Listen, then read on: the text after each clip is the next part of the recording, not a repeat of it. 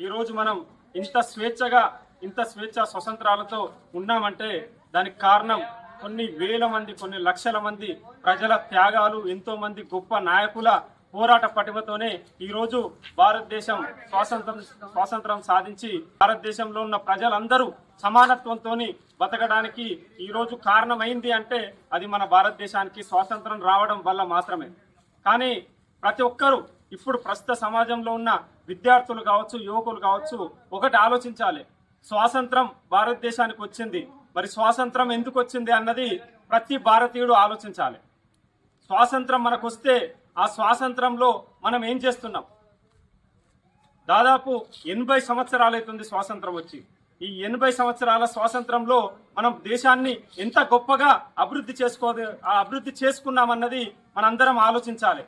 ఇప్పటికైనా ఇప్పుడున్న యువత, ప్రస్తుతం ఉన్న విద్యార్థులు ప్రతి ఒక్కరు కూడా ఇది ఆలోచించాలి. మనందరం కూడా ఈ స్వాతంత్రం మనకు వచ్చింది, ఈ స్వాతంత్రంతో మన దేశాన్ని మనం గొప్పగా అభివృద్ధి చెందించడానికి మనం పనిచేయాలని చెప్పేసి మనందరం కూడా ఆలోచించాలి.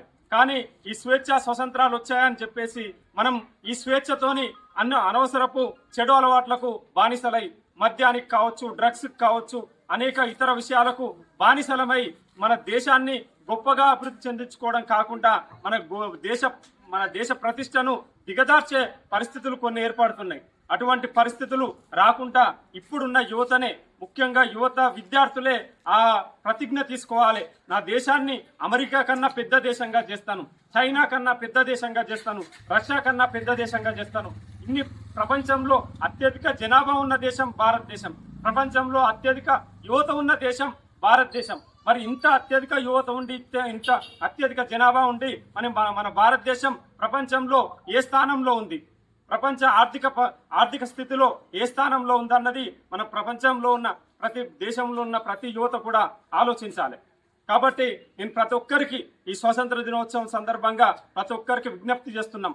మనం ఈ స్వాతంత్రాన్ని మన చదువుల కోసం, మన చదువుల్లో ఎదుగుదల కోసం, మన ఉద్యోగాల్లో ఎదుగుదల కోసం, మన తల్లిదండ్రులు పడ్డ కష్టానికి వాళ్ళకి ప్రతిఫలం ఇవ్వడానికి, అంతే తప్ప మన తల్లిదండ్రులు పడ్డ కష్టాన్ని వృధా చేస్తూ మనం అనవసరపు చెడు అలవాట్లకు పడితే మాత్రం మన కుటుంబం, మన తల్లిదండ్రులే కాదు మన దేశం కూడా వెనుకబాటు పడుతుందని చెప్పేసి తెలియజేసుకుంటున్నా.